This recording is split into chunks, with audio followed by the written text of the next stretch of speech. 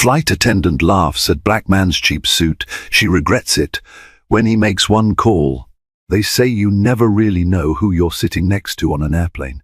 It could be a future friend, a brilliant inventor, or even the key to changing your entire fate.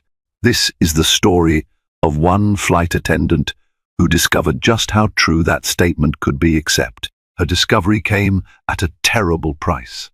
When Vanessa Morgan scoffed at Jacob Thompson's suit and made snide remarks about his appearance, she assumed he was just another passenger she could bully.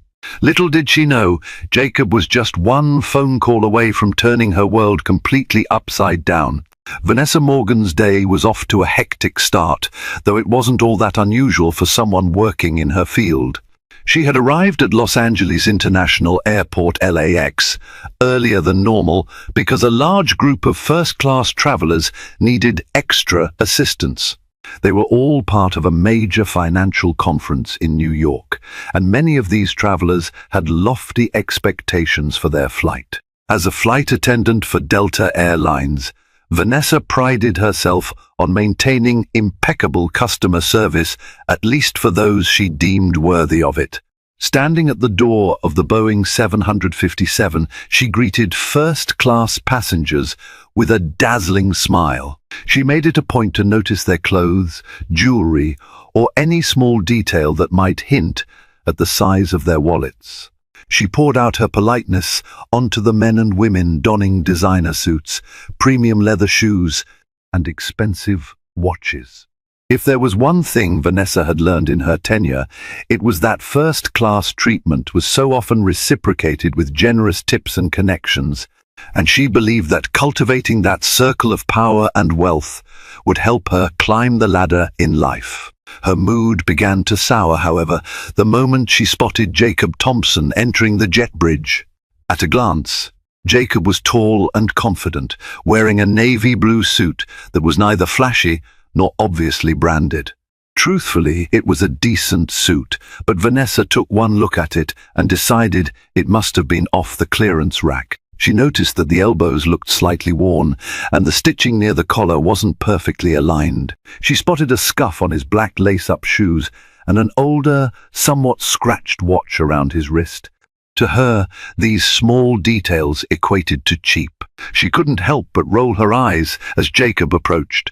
He was politely staying behind an older woman who was taking her time placing her bag in the overhead compartment.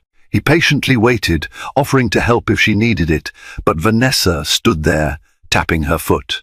She wondered, why would someone like him even buy a first-class ticket? The absurdity rankled her sense of propriety. She felt certain he'd used miles or some promotional deal to pretend he belonged in first class. Jacob didn't notice her immediate disdain. Instead, as he stepped forward, he offered a warm smile, greeted her, and handed her his boarding pass. His manners were impeccable, and his voice was tinged with an East Coast accent that hinted at refined schooling. But Vanessa, set in her prejudiced assumptions, barely glanced at him before glancing at his name, Jacob Thompson. She deduced nothing special from his name and resolved to be as curt as possible. After all, she had more important people to attend to. That was the moment an older gentleman in a tailored Armani suit walked in behind Jacob. Vanessa's entire demeanor shifted. In an instant, she greeted the older man with the warmth of a summer day, ignoring the fact that Jacob was in mid-sentence, thanking her for checking him in. She brushed past Jacob, figuratively and literally, to gush over the older gentleman, addressing him by his last name, Mr. Alcott. "So wonderful to see you again. We hope you enjoy your flight to New York." Jacob blinked, taken aback, but said nothing. He stepped aside and politely let Vanessa cater to Mr. Alcott. Then, quietly, he made his way to his first-class seat, 2A, apparently not letting the slight get to him. Yet it was there, simmering in the back of his mind, just the first sign that perhaps this flight attendant would have some hard lessons to learn. The first-class cabin was more crowded than usual, and that meant Vanessa had more tasks than she typically did. Yet she didn't mind the extra workload. She thrived on the hustle of attending to wealthy clients, passing out premium beverages and the hot towels that signaled the beginning of the pampered experience. She had all but forgotten about Jacob until she caught sight of him trying to place his carry-on in the overhead bin. Jacob's carry-on was a little worse for wear, a durable Samsonite that had seen better days. Vanessa walked over, offering to help, but her tone betrayed her distaste. "Sir, if you're struggling with your bag, I can stow it somewhere else," she said. The words themselves sounded polite, but her inflection dripped with condescension. She was essentially implying he might not handle even that simple task. "I'm all set, thank you," he replied with the same warm courtesy he had shown earlier. He clicked the overhead bin shut with no effort and sat down. Vanessa lingered, eyeing him with a hint of a smirk. She couldn't resist a parting comment. "It's an awfully big bag," she said. "I'm surprised you haven't checked it in, but I guess if you're trying to avoid extra fees." Jacob's brow furrowed. "Actually, they checked my other bag, and this one contains some important items. Either way, I think we're good here." She shrugged and turned away, giving him a dismissive nod. Right behind her was another flight attendant, Carla, who had witnessed the interaction. Carla gave Jacob a sympathetic smile and mouthed, "Sorry." Clearly, she was picking up on the tension that Vanessa was cultivating. Once Vanessa returned to the galley area to prepare pre-flight drinks, Carla pulled her aside and murmured, "What's your problem with that passenger in 2A? He seems nice enough." Vanessa scoffed. "I just can't stand it when people think they can buy a first-class seat and act like they belong to the elite. You can spot them a mile away, the cheap suits, the battered bags. They're just playing at it." Carla frowned. "So what if his suit isn't designer? He's still in first class, and you need to treat all our passengers with the same respect." Vanessa rolled her eyes again. Sure, she said sarcastically. "But you know as well as I do which passengers make our airline money. I'll focus my energy on those who matter." Carla bit her lip, clearly wanting to protest more, but the pre-flight announcements blared over the PAR system. It was time to finalize cabin checks. Vanessa strutted down the aisle in her polished Delta uniform, exuding confidence, perhaps too much confidence. She had no idea that her petty prejudice was leading her straight into a minefield. Once the flight was airborne, the flight attendants began distributing beverages. Vanessa paid special attention to the wealthier clientele, such as Mr. Olcott in 2B, who was apparently a Platinum Medallion member. She made sure to offer him his favorite scotch on the rocks before he even asked for it. When it came to Jacob, however, she practically threw a small plastic cup of water onto his tray, without so much as a polite question about what he'd actually like to drink. Jacob raised an eyebrow. He had noticed her haughty attitude from the start, but had let it go. However, this time it was too blatantly rude to ignore. He summoned the patience to keep his voice even. "Excuse me, miss," he said. "May I have some orange juice instead, if that's not too much trouble?" "Oh, you want orange juice?" Vanessa repeated, as though it were a ridiculous request. Her eyes flicked to the other passengers who were sipping on high-end wines, champagne, and premium liquors. "Yes, fine, I'll bring you one," she said, walking away.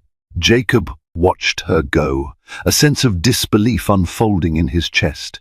He leaned toward the window, trying to immerse himself in the partially clouded view of the sky. He tried to focus on the business matters he had to attend to once he landed in New York, reminding himself that not everyone deserved his attention or energy. Vanessa returned moments later with a smaller than usual cup of orange juice, half filled. She plunked it down on his tray without a word. Jacob stared at it, then at her. The tension between them was almost palpable. He had done nothing to earn her ire, but it was clear. She had singled him out for less than stellar treatment. Finally, Jacob decided to address it directly. "Is something bothering you, miss?" he asked politely. "I've noticed you seem displeased with me for some reason. If I've done something to offend you, I'd appreciate knowing what it is." Vanessa's eyes flashed. She threw a patronizing smile his way. "Not at all, sir. I'm just busy," she said, her voice lilting with false sweetness. But as she walked off, she was muttering under her breath, words that Jacob caught in bits and pieces. Cheap suit, miles upgrade, it figures. Jacob took a breath. Something told him it was going to be a long flight. He only hoped that she'd contain her attitude. Little did either of them know that Vanessa's arrogance was about to spiral into something even more toxic. About halfway into the flight, the plane hit a patch of rough turbulence. The pilot's voice came over the intercom, instructing everyone to remain seated with their seatbelts fastened. Vanessa and Carla quickly secured the galley and found their seats in the jump seats at the front of the cabin. It wasn't the worst turbulence by any means, but it lasted for a solid 10 minutes. Drinks jostled on tray tables and overhead bins rattled. Several of the first-class passengers, including Mr. Alcott and a few others, looked visibly uncomfortable. Jacob sat calmly, seemingly unbothered by the rocking plane. When the turbulence finally subsided, the seatbelt sign switched off. Vanessa hurried to check on Mr. Alcott and offered him an apology and a refill of his scotch. He gratefully accepted, and they exchanged some pleasant banter about his trip. Once she had seen to his comfort, Vanessa did a cursory walk-through of the rest of the cabin. She passed by Jacob, who had closed his eyes to rest. She paused, noticing a pen and a notepad on his tray table, filled with neat handwriting. Curiosity, or perhaps contempt, got the better of her. As she walked by, she let out a small, exasperated sigh, loud enough that Jacob heard it. He opened his eyes. "Is there something I can help you with?" he asked gently. Vanessa snorted. "Just making sure everything is in order. Wouldn't want anything spilled."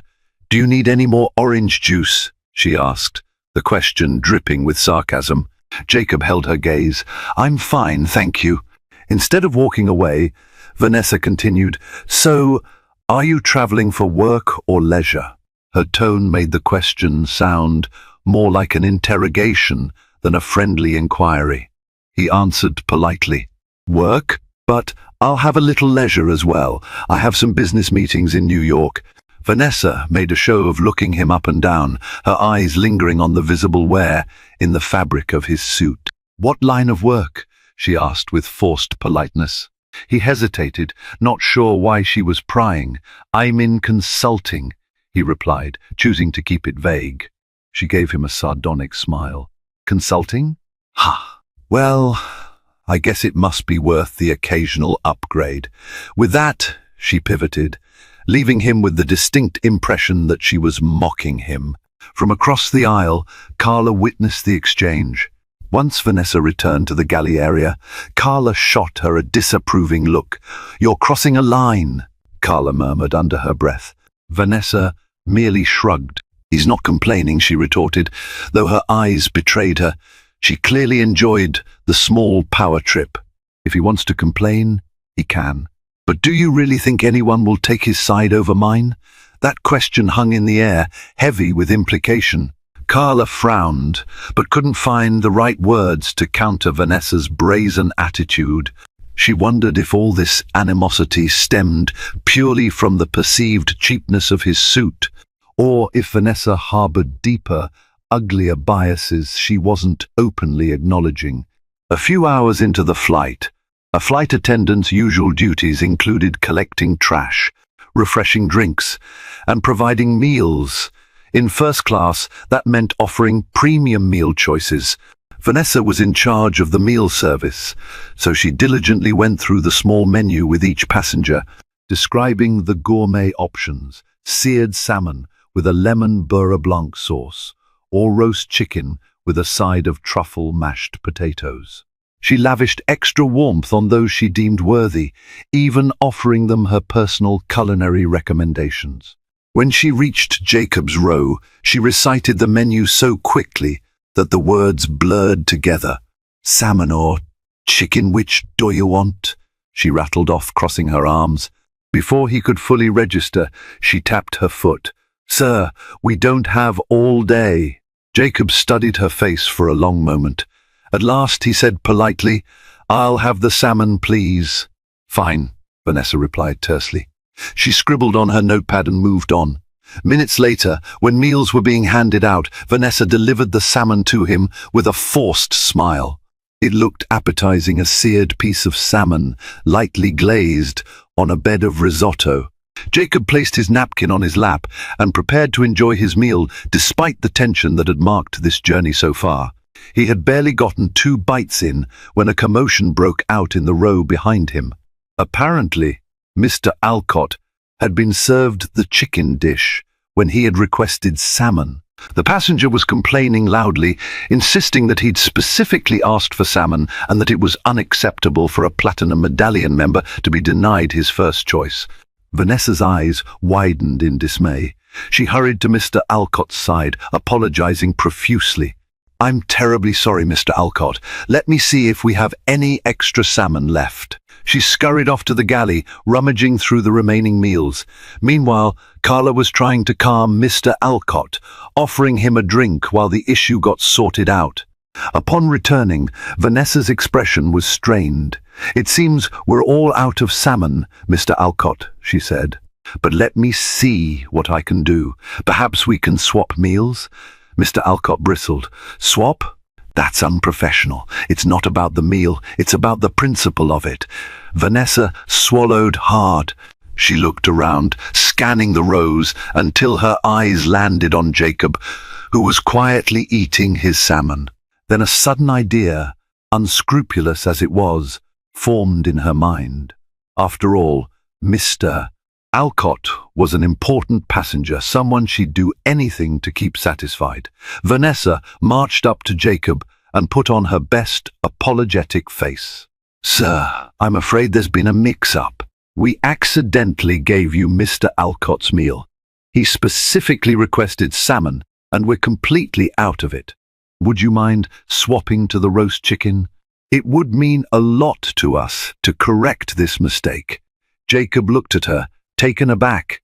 He glanced down at the partially eaten salmon on his plate, and then up at Mr. Alcott's outraged face. Under normal circumstances, Jacob was a man who believed in being gracious. He might have agreed if the request had been made respectfully. But he had endured hours of condescension and borderline harassment from Vanessa already. The final straw was the contempt he saw in her eyes, as if she fully expected him to comply simply because Mr. Alcott was worth more to her. "Miss," he began politely, "I've already started eating this meal. You gave it to me. I don't believe it's hygienic, or even in line with your airline's standards, to pass a partially consumed meal to another passenger. Moreover, I requested salmon in good faith. I'd like to continue eating it." Vanessa's smile tightened, her eyes narrowing. "I understand, sir, but Mr. Alcott is a Platinum Medallion member, and we pride ourselves on catering to our most loyal customers. I'm sure you can understand the position we're in." Jacob nodded slowly. "I do understand, but with all due respect, I'm also a paying customer. I shouldn't be forced to give up a meal I was served. I'm not comfortable swapping out my plate in the middle of dinner." It was a fair point. No one wanted a half-eaten meal, let alone the potential health violation that might involve. But the logic didn't reach Vanessa's ears. She was focused solely on placating Mr. Alcott. In a fit of desperation or arrogance, likely both Vanessa actually reached for Jacob's tray to take it away. Shocked, Jacob held the tray firmly in place. "I said no," he repeated, his voice calm but stern. That was enough to draw the attention of nearby passengers, who glanced over at the unusual scene. Some were curious, while others seemed embarrassed for the flight attendant who was behaving so unprofessionally. Carla, noticing the commotion, hurried over to intervene. "Vanessa, let's just talk to the lead flight attendant, and see if there's an alternative," she said, placing a hand on Vanessa's arm. Vanessa snatched her arm away, glowering at Jacob for a second more. Then, in a forcedly cheery tone, she said, "Enjoy your meal, sir," before turning on her heel. Her face was red with anger. Her quick steps carried her down the aisle to appease Mr. Alcott with extra courtesy and a promise to refund part of his ticket or offer him a voucher for a future flight. Anything to keep him happy. Jacob let out a silent breath and continued his meal. A part of him wished he had the energy to argue further, but he'd learned long ago to pick his battles carefully. He would address this situation, but he would do it on his own terms, and soon. After the meal fiasco, an awkward tension filled the first-class cabin. Passengers whispered to each other about the flight attendant who had tried to yank a plate away from a seated passenger. Some were appalled, others just bemused. Carla was apologizing left and right, trying to salvage the airline's reputation with smiles and small gestures of kindness. Jacob leaned back in his seat, finishing the last bite of his salmon. He sipped his orange juice, ironically finding it refreshing in light of the drama. He wiped his mouth with a napkin, then resumed taking notes in his notepad, likely preparing for his upcoming meeting.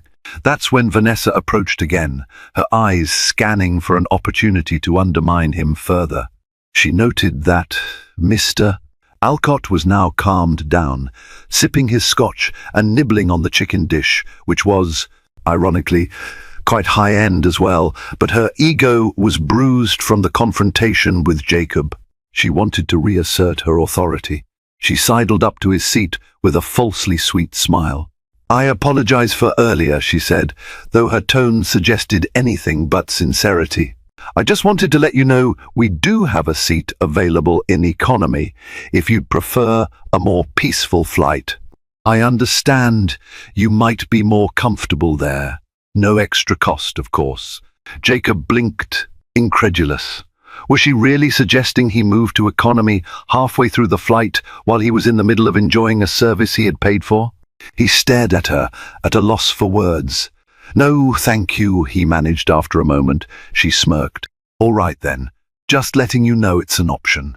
She turned away, scanning the cabin in an exaggerated manner, as if everything else bored her. Jacob closed his eyes, exhaling slowly.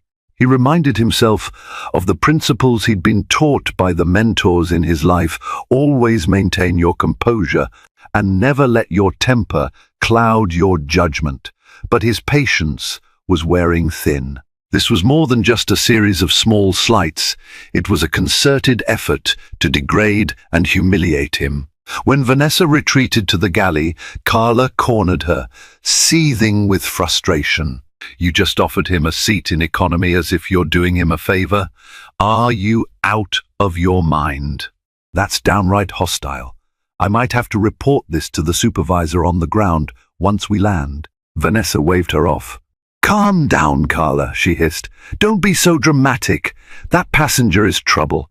I'm just keeping my options open for resolving the tension." The irony of her statement was lost on her. Carla shook her head, at a loss for how to break through Vanessa's smug, prejudiced exterior.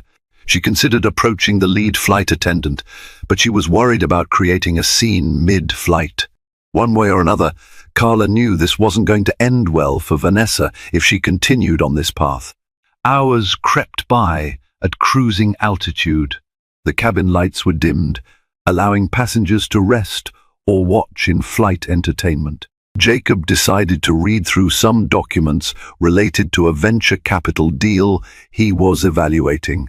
Occasionally, he'd shift in his seat, uncomfortable not physically but emotionally, under the watchful, judgmental eyes of Vanessa. He was in the middle of a paragraph when she breezed by again. This time, she paused near his seat and leaned in. Her perfume was overwhelming, and her forced smile glinted in the dim light. "I noticed your watch earlier," she said, her tone dripping with false curiosity. "Is that like some sort of collector's item?" Jacob looked at his watch, a well-worn Seiko that had belonged to his late father. Though it wasn't flashy or expensive in the conventional sense, it held immense sentimental value. "It's a family keepsake," he replied softly. "It means a lot to me." Vanessa snorted lightly as if it were a joke. "Oh, I saw the scratches. I thought maybe you dropped it or something." "Surprised you didn't get a new one before this trip." Jacob's jaw tightened. This was too much. She was openly mocking him yet again. "I don't need a new one. This one does the job just fine," he replied tersely. She opened her mouth to say something more, perhaps another insult, but Carla, who was coming down the aisle from the other direction, intervened. "Vanessa, we need your help in the galley now." Her tone brooked no argument. Vanessa gave Jacob one last look, something between disdain and challenge, before leaving. Jacob set his notepad aside and took a deep breath. Enough was enough. He didn't believe in making a scene, but he also believed in standing up for himself. Besides, the principle of the matter wasn't just for him. There could be other passengers who had suffered under this flight attendant's prejudice and bullying tactics. He pulled out his phone, which was on airplane mode, but he knew that once they landed, he'd be able to access some contacts that might address this situation far more effectively than a simple customer service email. Jacob was no ordinary consultant. He had extensive connections in the corporate world and more than a few friends in high places, including Delta's senior legal counsel in Atlanta. Just then, the aircraft cabin lights flickered. Over the intercom, the captain announced that they were encountering another batch of turbulence. He instructed the flight attendants to secure the cabin and buckle up. With a groan, passengers slid their seatbelts tight. Carla and Vanessa hurried to strap themselves into their jump seats once more. The turbulence this time was rougher, and the plane shuddered alarmingly. The seatbelt sign glowed overhead, accompanied by a soft chime. Drink cups rattled, overhead bins clapped, and a collective hush fell over the passengers, replaced by the drone of the engines and the roar of the unstable air current outside. Memories unspooled in Jacob's mind, a flashback to a time when he was a child, flying with his mother on a similarly turbulent flight. They had been terrified, but a kind flight attendant had eased their worries, reassuring them every step of the way. He wished that kindness had been repeated on this journey. Instead, he had faced scorn and mockery. When the turbulence calmed and the seatbelt sign turned off again, Vanessa resumed her duties. This time, her face was a shade paler. Whether from the turbulence or something else, she seemed rattled. She walked down the aisle to check on passengers, plastering a painted-on smile for those she deemed important. When she came to Jacob, however, she paused, pursed her lips, and moved on without a word. Jacob inhaled. The flight would land in another couple of hours, and he'd be free from this toxic environment. But he also knew that letting this go without recourse wasn't an option. Too many times, people in positions of minor authority used that authority to belittle others. He was determined that Vanessa would learn a lesson, not out of spite, but out of justice. Carla found a moment to chat with Jacob when Vanessa stepped into the restroom. Leaning in, she whispered, "Sir, I'm so sorry about Vanessa's behavior.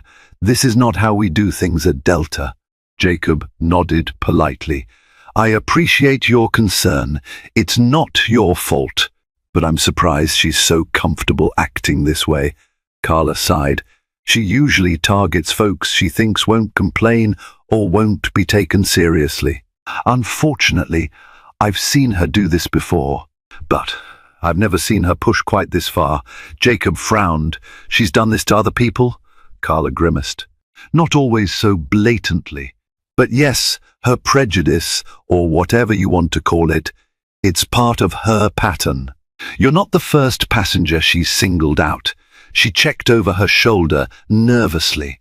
"Just know that I'll support you if you choose to file a complaint. She shouldn't get away with it." Jacob thanked her, appreciating her honesty. A renewed sense of determination took root in his mind. He was done letting people like Vanessa skate by, especially when they wielded prejudice as a weapon. He might not be wearing $1,000 suit, but he had resources, real resources, and if it came down to it, he would make that one phone call that could shift the course of someone's career. The final hours of the flight were uneventful. Vanessa avoided Jacob altogether, focusing her attention on the other passengers. Meanwhile, Carla continued doing her best to be gracious and polite, offering Jacob and everyone else small perks, like an extra dessert or a refill on drinks, to compensate for the early attention. Eventually, the pilot announced their descent into John F. Kennedy International Airport. The plane's nose tilted downward as the city lights of New York came into view. Passengers began stowing their personal items, shutting off laptops and tablets. Flight attendants performed one last sweep, ensuring seatbelts were fastened, tray tables were up, and seats were in their upright positions. Vanessa, forced to walk through the first-class cabin one more time, couldn't resist a final jab at Jacob. She leaned close and whispered, "Just a heads up, sir.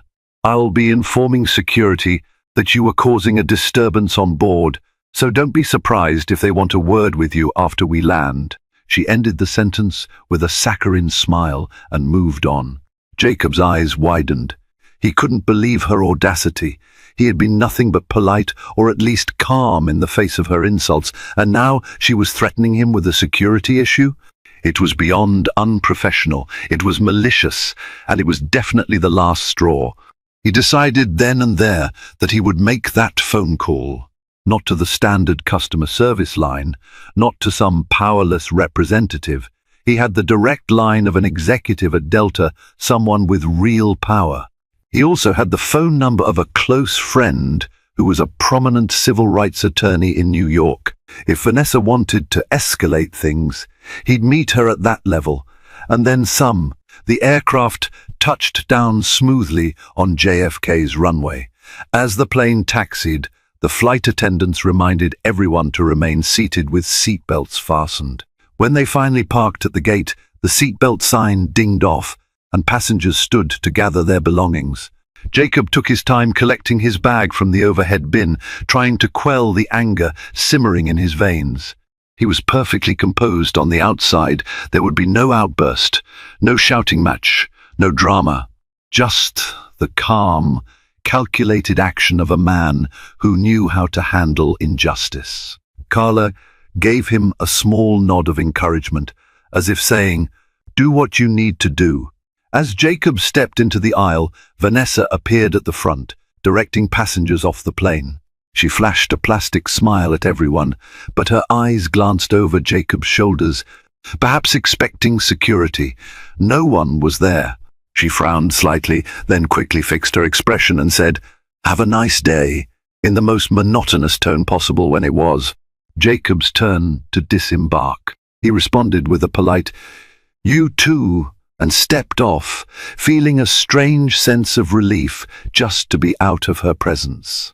But the real showdown was about to begin. Jacob waited until he was inside the terminal, near an empty row of seats against a wide window overlooking the tarmac. He wanted a measure of privacy. He set his carry-on down, pulled out his phone, and switched it from airplane mode to full signal. A flood of notifications appeared, but he ignored them all. There was only one call he intended to make right now. He scrolled through his contacts and found the name Michelle Bradley, Delta Senior Legal Counsel. He tapped the number. The phone rang twice. A sharp, professional voice answered. "Hello?" Jacob's voice was calm, measured, but unmistakably serious. "Michelle, it's Jacob Thompson. I just got off a Delta flight, and we have an issue that needs your immediate attention." There was a slight pause, then her tone shifted from polite greeting to concerned friend. "Jacob? Of course. What happened?" Jacob scanned the area, noticing a few straggling passengers from his flight. None seemed to pay him any attention. "I've encountered a flight attendant who repeatedly discriminated against me, made personal insults, attempted to force me to change seats, tried to remove my meal after I'd started eating it, and finally threatened to call security on me. I have it all documented, and there are witnesses. I'm sure you know how seriously we both take these issues." Michelle inhaled audibly over the line. "That's unacceptable. Do you have the attendant's name, flight number, and all the details?" He glanced at his boarding pass. "Yes, flight number DL4 113 from LAX to JFK. Flight attendant's name is Vanessa Morgan. I'll send you the details and my statement." Michelle's response was immediate. "Jacob, send me everything. I'll escalate this. Discrimination and harassment are not tolerated at Delta. We'll launch an internal investigation right away." Jacob nodded, satisfied. "Thanks, Michelle. I appreciate your help. In the meantime, I'll be consulting my legal team as well. I do want to give Delta an opportunity to do the right thing." She agreed wholeheartedly. "Absolutely. Keep me posted. We value you as a partner and a friend, Jacob. This will be handled." They ended the call. Jacob closed his eyes, feeling a wave of relief. He was well aware that an internal investigation with Michelle at the helm was no joke. Vanessa would soon find out that belittling a paying customer, especially with an undercurrent of racial prejudice, would lead to consequences far harsher than she ever imagined. Vanessa barely had time to catch her breath after disembarking the plane. She went to the crew lounge to freshen up, confident that if security was going to question anyone, it wouldn't be her. She had half expected them to pull Jacob aside at the gate. That he left so calmly made her wonder if maybe he just wasn't as important as she feared. Her phone buzzed with a message from a friend in the airline. The text read, "Did you have an incident on flight DL4 113? Just got word from corporate asking for immediate statements." Vanessa frowned. Anxiety crept into her chest. "Corporate?" She typed back. "Might have had a disagreement with a passenger. Nothing major. Why?" Her friend's reply was quick. "They're taking it seriously. Something about discrimination. Harassment. Your name's in the file. You should talk to your union rep." Swallowing hard, Vanessa sank into a chair in the lounge. Her bravado from earlier dissipated like hot steam against a cold window.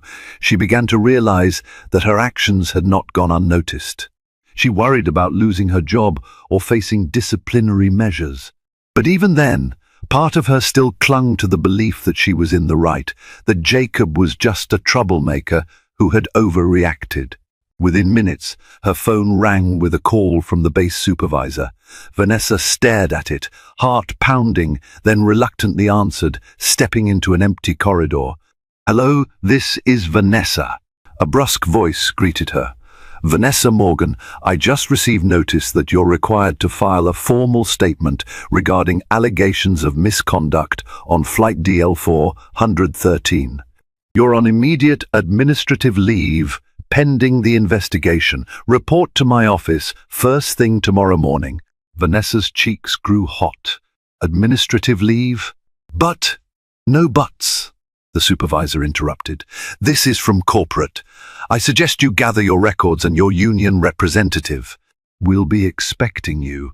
The call ended abruptly, leaving Vanessa in a state of shock. She felt as though the floor had dropped out from under her. Never in her wildest dreams did she expect to face immediate administrative leave. Her mind reeled, searching for a scapegoat or a way to shift blame. But deep down, a cold, creeping dread whispered that she had brought this on herself.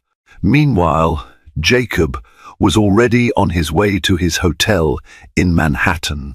He had a series of meetings lined up over the next few days, but he found himself distracted by the flight attendant's behavior and the phone call with Michelle.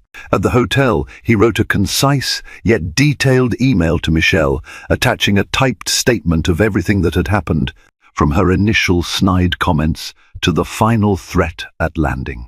He made sure to emphasize the racial undertones of her mocking references to his appearance and cheap suit. Once that was done, he received a call from his civil rights attorney friend, Marcus Hayes. News traveled fast in their circle, especially with social media and messaging. Marcus sounded outraged. You want to file a public lawsuit, or do you want to handle this discreetly? Jacob paused. I'm giving Delta a chance to address it internally first. If they try to sweep it under the rug or fail to hold her accountable, I'll consider other avenues. Marcus agreed. Smart move. Keep me in the loop. This type of discrimination is exactly what we fight against. People need to know they can't get away with it just because they think someone looks less important. They hung up, and for the first time since the altercation on the plane, Jacob allowed himself to truly relax. He believed in justice, but he also believed in giving people a chance to rectify their mistakes. He only hoped that Delta would do the right thing, and if they didn't, he knew he had the power to push for more. The following day, Vanessa entered the supervisor's office at the Delta crew base in JFK, accompanied by a union representative named Lisa. The supervisor, a stern-faced woman named Marcia, sat behind a desk with a folder open. She gestured for Vanessa to sit. The tension in the room was thick enough to cut with a knife. Marcia wasted no time. Vanessa Morgan, we've received a formal complaint that includes allegations of discrimination, harassment, and unprofessional behavior. This complaint is backed by passenger statements, including one from another flight attendant, Carla Ramirez. It also mentions that the passenger in question, Mr. Jacob Thompson, has connections to our corporate legal counsel. Vanessa's mouth dropped open. Carla? She felt a surge of betrayal. She stammered, Carla must have misunderstood. Marcia held up a hand. Miss Morgan, we also have statements from at least 2 other first-class passengers who witnessed the meal incident. They corroborate Mr. Thompson's version of events. Lisa, the union rep, put a reassuring hand on Vanessa's shoulder, but she looked grim. What exactly is Delta asking of us here? Marcia leaned forward. Delta has zero tolerance for harassment or discrimination, including racism. The complaint specifically references racially charged undertones in Miss Morgan's remarks. As of this moment, Miss Morgan is on administrative leave without pay, pending further investigation. She's to have no contact with the complainants or any staff members who are potential witnesses. Vanessa felt a wave of panic. Without pay. This is insane. I never said anything about his race. Marcia's voice hardened. We have multiple witnesses who say otherwise, or at least that your remarks carried an implied bias. We also have notes of you ridiculing Mr. Thompson's attire, threatening to downgrade him to economy, and telling him you'd report him to security without just cause. Vanessa's mind swirled. She wanted to deny everything, but there was too much evidence. Her union rep simply asked, "What are Miss Morgan's options at this point?" Marcia pursed her lips. She can either resign or await the outcome of the investigation. If found guilty of misconduct, she may face termination. Depending on Mr. Thompson's actions and whether or not he pursues legal avenues, this could escalate further. The word termination rang in Vanessa's ears. She had never imagined that a single flight could cost her career. She clenched her fists, wishing she had never crossed paths with that cheap suit nobody. But deep down, a nagging voice told her that she had orchestrated her own downfall by letting her prejudices and arrogance dictate her actions. Vanessa left the meeting in a daze. Lisa, the union rep, tried to console her. "We'll do what we can, Vanessa, but if the evidence is stacked against you, it's going to be an uphill battle. You should prepare for the worst." Walking through the airport in civilian clothes, Vanessa felt invisible. She no longer wore her crisp Delta uniform or the authority that came with it. She recalled the way she had strutted down the aisles, so confident that her position gave her the right to belittle others. Now, she was just another troubled face in the crowd. She remembered the final glare Jacob had given her before exiting the plane, the calm in his eyes as he said nothing, yet promised retribution. She had assumed he was powerless, but he had turned out to be connected in ways she never imagined. The bitterness that flooded her was partly directed at him, but also at herself. Without her job, she realized she had little else. She had thought that by catering to wealthy passengers and dismissing those she deemed unimportant, she was somehow moving closer to a life of prestige. Instead, she had lost sight of the very basics of human decency, like kindness and respect. Back in the corporate offices in Atlanta, Michelle Bradley reviewed all the evidence. She spoke to Carla Ramirez by phone, who recounted every detail of Vanessa's actions, the sarcasm, the attempts to remove Jacob's meal, the menacing offer to move him to economy, and the final threat to call security. Carla also mentioned that she had seen this pattern of behavior from Vanessa before. Though less extreme, Michelle was appalled. "Thank you, Carla," she said. "Your honesty is appreciated. Delta will handle this matter swiftly." In that same hour, Michelle spoke to her internal team, legal colleagues, and HR representatives. They convened an emergency meeting. The consensus was clear. Vanessa Morgan had violated multiple company policies, potentially opening Delta to a lawsuit. The nature of her statements and the credible witnesses left little doubt about her guilt. Within a day, they concluded the investigation with a recommendation for immediate termination. A message was sent to Delta's upper management and the union. Michelle also left a voicemail for Jacob Thompson, informing him of the internal resolution and offering a formal apology from Delta, along with a compensation package for the distress he suffered. Vanessa was summoned back to the supervisor's office on the third day after the flight. She arrived with Lisa, her face pale and drawn. Marcia greeted them with little fanfare, handing Vanessa a letter. "Miss Morgan," Marcia began, "Delta has concluded the investigation and found your conduct in clear violation of our standards. Effective immediately, your employment is terminated." Vanessa's hand trembled as she took the letter. She scanned the words, each sentence a nail in the coffin of her professional life. "Terminated," she whispered, tears burning her eyes. "Isn't there a chance for an appeal or probation?" Marcia shook her head. "Not in this case. The evidence is overwhelming. We can't afford to keep someone on staff who treats passengers with such blatant disrespect." Lisa placed a comforting hand on Vanessa's shoulder, but she knew there was little to be done. This was the final verdict. Vanessa stood up on unsteady legs, tears now spilling freely. Her arrogance had melted away, replaced by the cold reality of unemployment. Without that job, she had no steady income, no health benefits.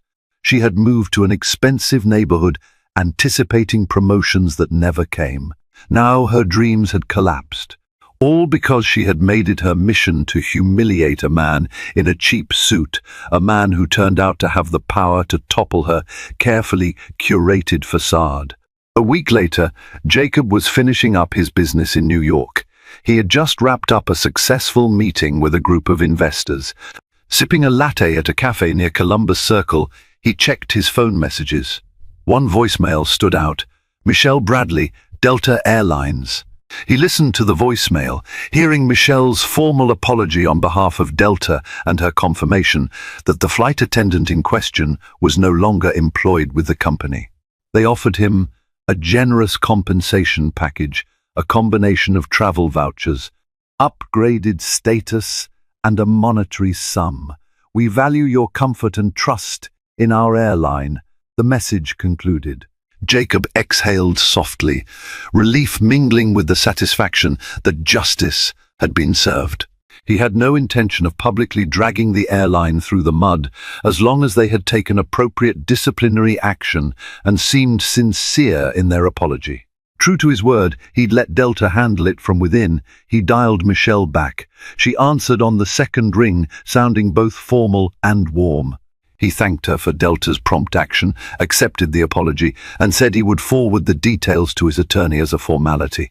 He didn't necessarily want to profit from the ordeal, but it was good to know the airline recognized the gravity of the situation. "That's wonderful to hear," Michelle said. "If you need anything else, please don't hesitate to reach out. This situation should never have happened, and we're committed to ensuring it never happens again." Jacob ended the call, feeling a sense of closure.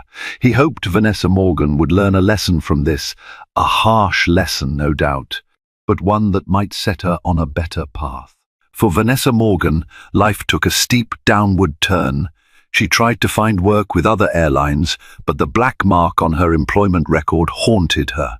Word travels fast in the aviation industry, and no hiring manager was willing to overlook a formal termination for harassment and discrimination.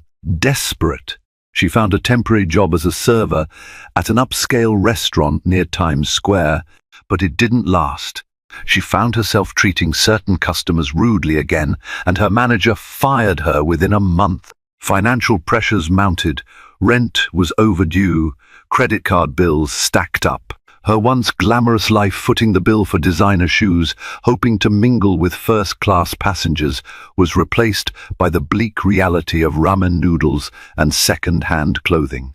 Each day she remembered Jacob Thompson, the cheap suit passenger, with an odd mixture of resentment and regret.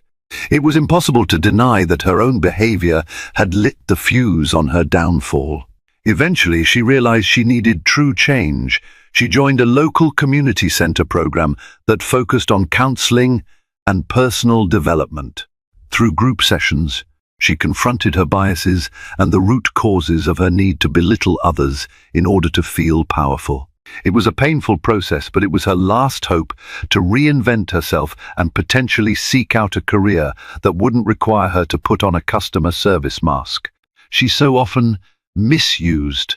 As the months rolled by, Vanessa gradually learned the value of humility. She took a part-time position as a receptionist at a non-profit organization focused on community outreach, ironically working with people who came from all walks of life, wearing everything from high-end suits to threadbare attire. It was there, in seeing their humanity up close, that she finally began to grasp the deeper lesson that had once eluded her. Respect shouldn't be reserved only for those who appear wealthy or influential. Kindness was meant for everyone. Jacob Thompson, meanwhile, continued to thrive in his consultancy. The fiasco with Vanessa Morgan became a footnote in his life, a reminder that you never truly know a person's power or standing just by looking at them. But more importantly, it reaffirmed his belief that big or small acts of discrimination need to be addressed. The world changes one action at a time, and even a single flight can serve as the turning point in someone's life. He found himself traveling again a few months later, this time on a different route. As he boarded, the flight attendants greeted him warmly, scanning his boarding pass. He wore the same navy blue suit. It still had the faint signs of wear, the edges a bit frayed, but he wore it proudly, in memory of the humble beginnings he'd come from and the values that shaped him. Settling into his seat, Jacob looked around at the diverse array of passengers. Some wore fancy clothes, some wore casual outfits, no one outwardly distinguished. He smiled to himself, thinking how each person had a story, a background, a hidden reservoir of strength. It was easy to judge, but far more rewarding to connect. And so, life went on. In one corner, Vanessa Morgan was learning to rebuild a life from the ashes of her arrogance. In another, Jacob Thompson was continuing forward with unwavering grace. The balance had been restored, proof that sometimes all it takes is one phone call to reveal who people really are, and to remind the world that justice, though slow at times, will find its way to those who deserve it. Thank you for joining us on this roller coaster of a story, where one flight attendant's arrogance collided with the quiet strength of a man who refused to be disrespected. Flight attendant laughs at black man's cheap suit. She regrets it. When he makes one call, reminds us that prejudice often thrives under the surface of seemingly polite society, waiting for a moment to manifest. But it also proves that accountability is just a phone call away, and that status or attire doesn't define a person's worth. If you enjoyed this story, please make sure to like the video and share it with your friends. Don't forget to subscribe to the channel for more inspirational, dramatic, and thought-provoking tales.